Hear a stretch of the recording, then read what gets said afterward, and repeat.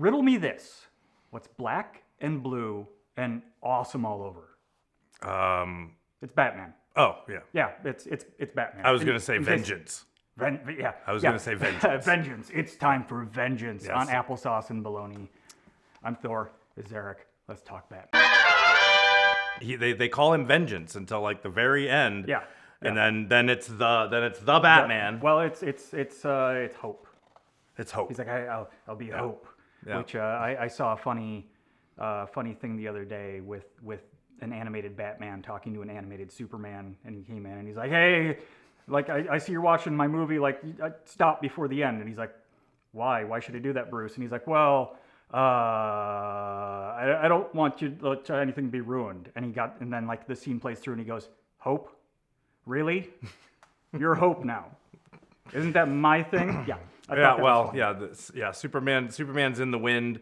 I'm not sure where this falls in the greater DCEU, but this Batman movie may be my favorite Batman movie. It was a good movie. Ever. I thought it was very noir. I loved the voiceover. Yeah. I think it took from a lot of different Batmans. Yeah. And definitely did its own thing. So it checked off all the boxes of a Batman movie. We got to see the Batmobile. We got to see the Batcave. We had more than one classic villain. Yeah. Which, if any superheroes built, I mean, most superhero movies, you don't really want to pile on the bad guys, I think, but Batman we definitely do in Batman. Batman is definitely built for a coterie of of supervillains, as they make fun of in Peacemaker. Yeah. But and I thought Colin Farrell as the Penguin, amazing. Yeah. Paul Dano as the Riddler, amazing. Like I really enjoyed it. I think you're never going to make anybody happy. It's just like Star Wars. You're never going to make anybody happy with Batman. But I think ultimately this hit all the marks for me. I felt like it was a little bit realistic and gritty, Nolan's. We got a very Nolan, but also comic booky, like Tim Burton's, and then kind of everything in between. A very animated series vibe from the city. Yes. I think this might be my favorite. Like Tim Burton's Gotham is very stylistic. It's very Tim Burton and you big. Really have to think which Tim Burton Gotham, because Batman and Batman Returns were very different Gotham cities. Yeah, but it was very his style. We had the big giant statues. Yeah. Nolan's Batman Gotham seemed like just a giant. You just took New York and Philadelphia and just slammed it together, and Boston, and just slammed it together into one big giant city. This city had a vibe to it. Yeah. I really liked this Batman, So this Batman, I really feel like he could go on and be the Batman that we get in Titans. It felt like that kind of universe to me. It's because Nolan tried to make a real Batman, and he made a very militaristic, over the top Batman. Right. It was awesome. I love the Nolan movies.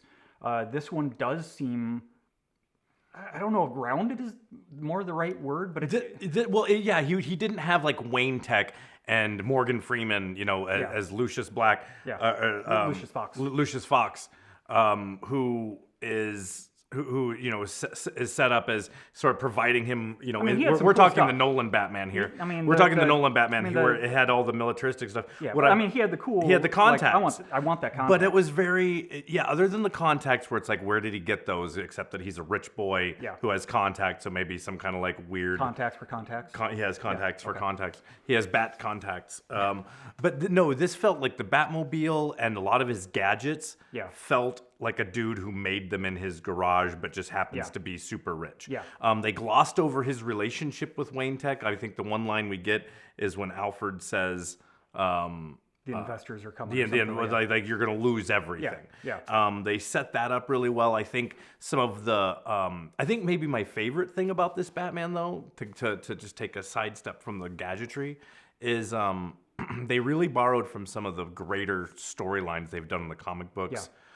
Regarding Batman's past and sort of changing it up and making it not just like his parents were killed by a random villain, or in Tim Burton's case where he rewrote it where he was killed by the Joker, but as, a young Jack Napier back in the day. In the comics, it's changed half a dozen times too. I think it's just as ambiguous in the comics as it is in any of the It was movies like now. originally like Joe somebody, but it was always sort of tied and then it was to the Red Mask, and then it was the well, Red then Hood gang, or and it then, was a hitman put on by the mob. This is a little closer to that, mixed with some of that Bruce's family, the Waynes, are tied to the Arkhams and some like old, very old Gotham royalty. It's very Court of Owls, very well, secret society kind of stuff, where it's not just out of nowhere that Bruce gets, that his family gets killed, and that he has all this influence and wealth in Gotham. And I think that richens it a little bit, and it also helps play cover for the rich white savior, which is a problematic part of Batman's past, and so sort of rewriting that, I think was cool. But I mean this. A lot of people complaining that it's a long movie. I think it is a long movie, but I enjoyed it. Like I didn't when it ended, when that long movie ended, I would have been okay with another whole segment of movie. So that's kind of where I sit on that. Is I enjoyed the 3-hour movie. I enjoyed every second of it. My wife and my son did not. My son thought it was too dark. My wife thought that it needed to move faster. I enjoyed every minute of it. But I do wonder at what point should it have been another hour longer and 2 movies?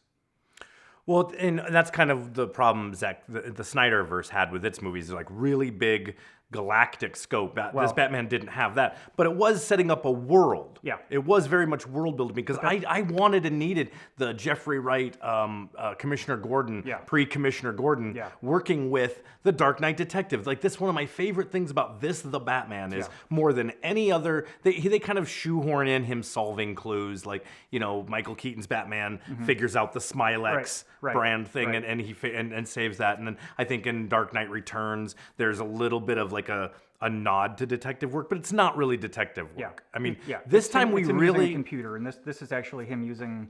Yeah, this was almost like the movie Seven, like the David Fincher movie Seven, in both in darkness and in like trying to figure out this serial killer.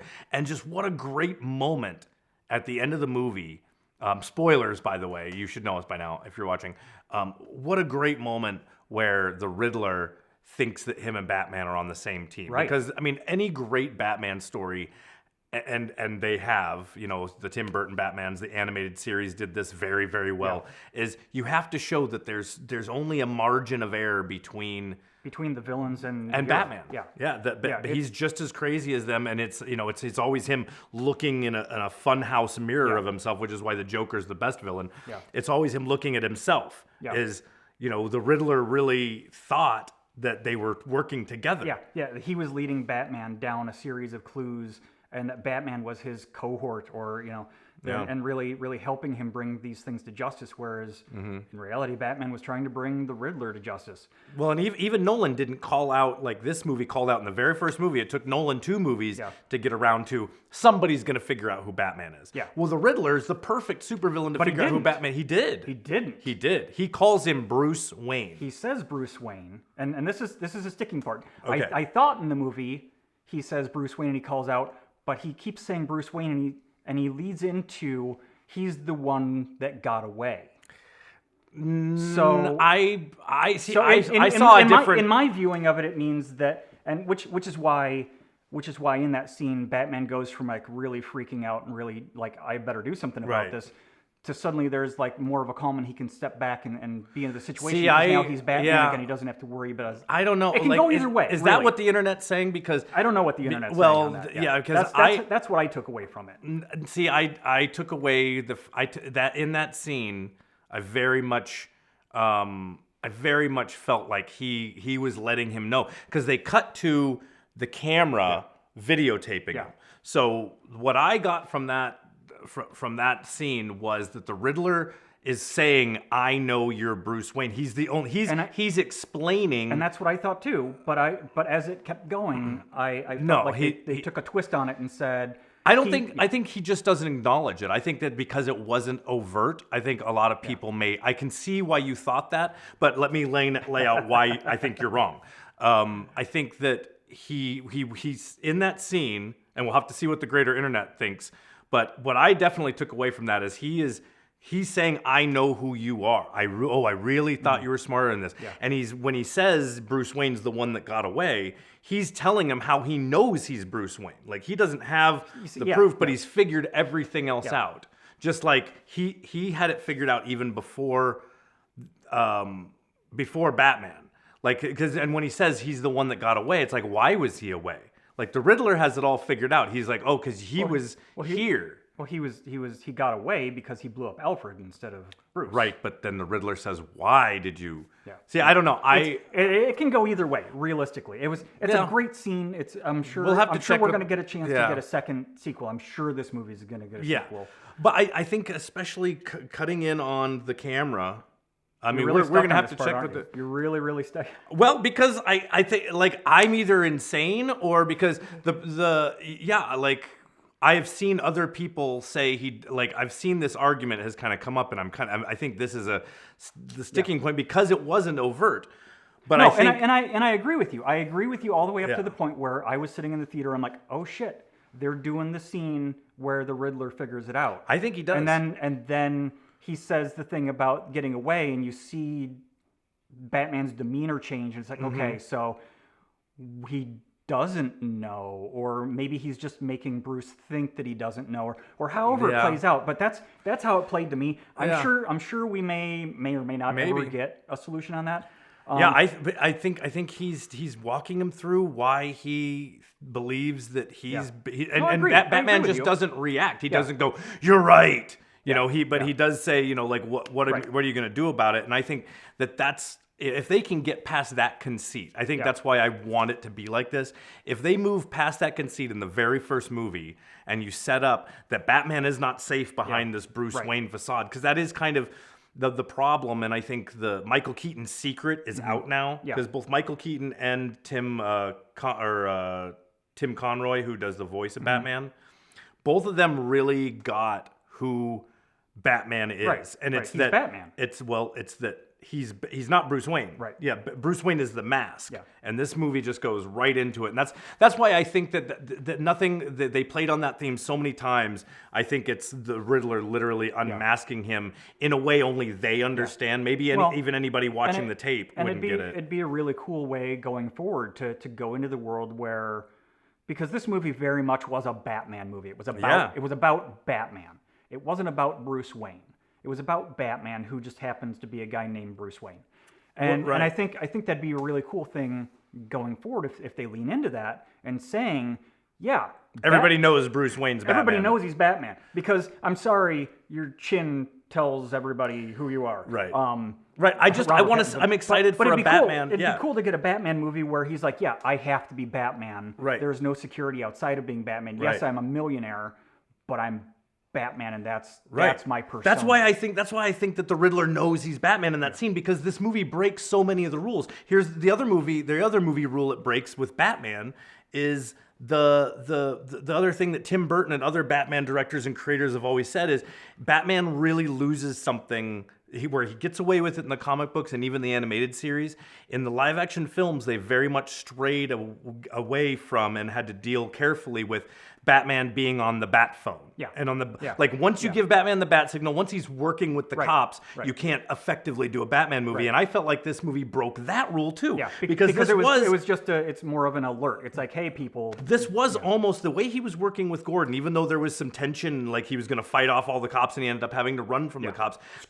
Still started this movie, this version of Batman, we still started past the origin into the point where he's almost like the 60s Batman, where he's on the bat phone. Like he's there like, at the crime scene. The Riddler has a package for the Batman. Let me show up. And, exactly. It was it felt very classic, original. Like I think that this hit so many marks beyond that. I mean, so that really brings me back to something, a point I kind of wanted to make. And you kind of touched on it earlier when you said, the Dark Knight detective.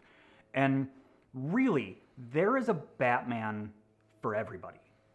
There really is. There's the animated series. There's the Nolan movies. Even the video game where he's bulletproof. There's the video game. There's the animated series. There's if you like Batman, there is a Batman that you are going to like. So, is this movie a decisive Batman movie?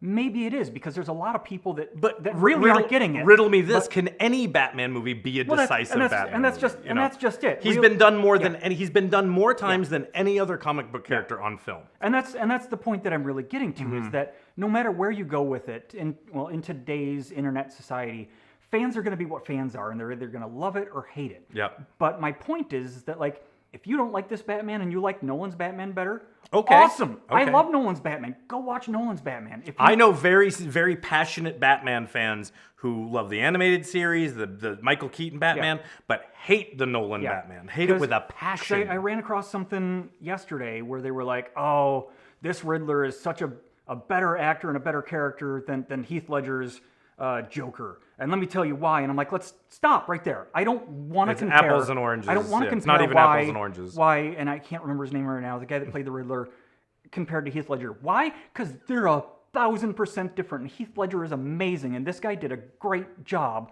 Let's stop. Well, and filmed as many years apart almost as Heath Ledger and the last Batman movie. Yeah. You know, and Val Kilmer. You know. So I mean, you know, to that point, like, was it your Batman movie? Maybe not. Was it a great Batman movie? It was an amazing Batman movie. I had all the feels. Like, I mean, we haven't even talked about Zoe Kravitz as Catwoman, who was really cool and back really. No, she's not. No, who she's was on the poster. Right, yeah, there she is. Right there. And I thought that they did as good of a job as any as Michelle Pfeiffer. She was a great Catwoman. She was a cool Catwoman. She was a typical Catwoman. She was a cat burglar. And they gave her a ski mask that just so happened to have little ears, but they weren't really the only overt Catwoman reference was him going, "You got a lot of cats," and her, "I like strays." Classic. Yeah. But you know, this is again her ties to Maroni and Falcone, like and also I wanted to bring that up too is this Batman did a really great job that even Nolan struggled with a little bit, where his, you know, especially Bane felt just very out of nowhere. This Batman really did a good job, I think, of setting up the power vacuum. They did a very good job, I think, in the beginning of the Gotham TV series. Yeah. They did that again in this movie, setting up where Batman's original villains start out as taking down organized crime. Yeah. And then the power vacuum of that, and this is the only reason I think maybe his identity stays hidden to the general populace, but known to like the insiders, like Gordon and some of the criminals. Yeah. Because I have a feeling, especially if they go Court of Owls and Hush, that all of the villains, the Joker, Riddler, the Penguin, that they're all angling for this power vacuum. Yeah. And that they're all going to be connected in a certain way. Right.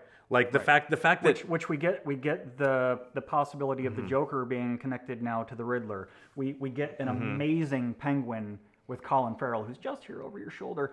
Oh man, he was so good. Amazing. Yeah, my wife saw him in the credits. She's like, "Who the hell was Colin Farrell?" Yeah. I'm like, I would know. I knew it. I went in knowing it and looking for how the makeup would look different or whatever. He was amazing. It was like they hired some other actor to do it. That wasn't. They just put Colin Farrell's name on it. And Colin Farrell's portrayal is so like half De Niro, half Marlon Brando. Yeah. It's so classic. Yeah. Gangster. Yeah. It's so he did such a good job. Yeah. We're definitely worth mentioning. But again, bringing into that power vacuum where the Penguin's going to step into place, and when the Joker and the Riddler eventually get out, and whatever other cadre of villains that we bring in. Jim Gordon. Yeah, I think we're setting up. I think we're setting up like a Batgirl. We got to have Jim Gordon's daughter. Absolutely. And Jeffrey Wright, the most useful Jim Gordon. I mean, I think they kind of wasted the last Jim Gordon from the Nolan things, because that's what a great actor. What's his name? Oh my gosh, we should do Gary Oldman. Gary Oldman. I was like, wait a minute, I have to roll back. Such a great actor. I think they wasted him. As Jim Gordon. Yeah. You know, he had a little bit of story development, but they did kind of waste him. Whereas I felt like this Jeffrey, he was engaged. Yeah. He was figuring stuff out. Yeah. He had a voice. Like he did things. Almost right there on par with Batman, but he needs Batman because Batman can do the things that he can't. Right. Do. Yeah. That's why it was a great detective story. It was very like in that way. It was very Morgan Freeman, Brad Pitt from Seven, the dynamic that they had in that. So you mentioned bringing in Batgirl because of Gordon. Yeah, because Gordon is. I mean, Jeffrey Wright is also a powerhouse now. He's the Watcher in Marvel. Now he's Jim Gordon in Batman. I mean, I loved him from Westworld and all the other. But so I want to talk about Robin, because Robin's always a sticking point in Batman movies, right? They're always like, oh, where do you wedge Robin in? And I thought it was very interesting because in the scene with the Joker gang on the train station. You think that's Tim Drake? I think that's Tim Drake. Really? I thought it too. I thought it too. Well, they may go straight to any of the other Robins. He might be a different Robin. You think that was a little Easter egg? But I thought it was possibly. I thought it was very interesting that they used the actor playing Tim Drake in Titans to be a character in this Batman. It's weird. Really? Yeah. But the Tim Drake in Titans would never have joined a gang. Like, he wanted to be a cop. Right. But or is this a different universe? But he didn't really look comfortable doing what he was doing here either. Is it a multiverse thing, you think? Well, I mean, this movie definitely stands out from any of the other universes that we're in so far. It doesn't meet up with Justice League. It might meet up with Titans, but it very definitely... Well, if Batman, I mean, the Justice League that we see is an older Batman, a Ben Affleck Batman. Right. So if you use that as like, is this Gotham, is this Batman before... Right. Like, 20 years before there are metas, so there is no Flash, there is no Aquaman, there is no Superman in his timeline. And maybe that's part of what they're doing, where they're going to reset it and replace Batfleck with Pattinson. I mean, who knows? Yeah. Well, I don't know. We're going heavy into the baloney at this point. To be honest, I was thinking that going in, knowing that Flash was coming out and Aquaman was coming out and all that stuff, but they've now pushed Aquaman back and they've now pushed Flash back. Because of this movie doing well? I'm wondering, because this movie did so well, if they have to stop and reconsider how they're gonna... what their Flashpoint was. Right. Because, I don't know. Oh, they've painted themselves in a very weird corner, whereas if they need to shit or get off the pot. They need to decide where a multiverse... How long has Flash 2 been in... Or how long has Flash 1 been in development? Since 4 years. Since Justice League came out. Since 4 years now? Jeez. I mean, they need to come to the point where they either decide that, yes, we're a multiverse and everything exists outside of itself. So we can have, 10 different Batmans. And cool, they don't have to interact with Superman or Wonder Woman or... Right. Or they have to... multiverse of madness everything and squeeze everything together and decide, okay, this is our Batman, this is our Aquaman, this is... And I think that would be a waste in their world to narrow themselves down and to not be able to get a Joker film, because it was a great movie, to not be able to get The Batman, because this was a great movie. I think it's just as easy to say... Well, and Titans is doing really well, and but they need to, and Flash is the one property I can see them wanting to hold, because if they do it right, and we've talked about this before, if you do Flashpoint right, you can set it up so that all of these things can be canon. I mean, Marvel just showed you the way, and Feige's, Kevin Feige is good at over at Marvel. Yeah. He's good at figuring out what they're gonna do and doing it first. Yeah. And doing it better. So DC need to take a page from that and just first of all hand it over to Jim Gunn, to James Gunn. So Jim Gunn, are you on a first name? Yeah. James Gunn and I. It's a Jim Gunn. Jim Gunn. Yeah. Get out there, take over the DC. They have no idea what they're doing. But anyway, loved the Batman. Yeah. Do more like this. I like this world. Yeah, don't necessarily wait for the post-credit scene. It's not important. Goodbye. I mean, it's... goodbye. Obviously, it flashes up the Rata.com, and if you go there, your computer does do stuff, and apparently there's like... it does? Yeah, apparently if you go to the website that it flashes up at the end, it scrolls some text and stuff, and there's apparently an email that you can email. I haven't dug real deep into what it does, but I mean, they've been doing... Well, use your Bat computer. Yeah, they've been doing this really great viral marketing thing the whole time. If you look on the posters, there's the things that you can decode, and that led you to a website. They've been really great viral marketing campaign for this movie. But I mean, is it worth sitting all the way through the credits of a 3-hour-long movie just to get a question mark and a website? I would have rather have gotten the Joker as the post-credit scene. Yeah. But, it is what it is. I enjoyed this movie. Yep. I want to go see it again really bad. For sure. Yeah. Yeah, more of this, please. But again, I love Batman. Yeah, I wish they'd stop pushing it back. I'm excited to see the Flash movie. I think they're gonna miss their hype window on that because they've already teased us that we're gonna get to see Michael Keaton. You guys it's gotta happen. Yeah. You can't take forever to do this stuff. Yeah, But I mean, you put out this huge promo video at the top of the year going, look at everything's coming out for DC. Just kidding, it's just Shazam. I know, it's like, what are you, Applesauce and Baloney, promising and then not taking like 2 weeks off? Come on, DC. Right, I know. All right, well, anyway, that'll do for this one, and we'll see you guys next time on Applesauce and Baloney. Please like and Like, share, subscribe. subscribe.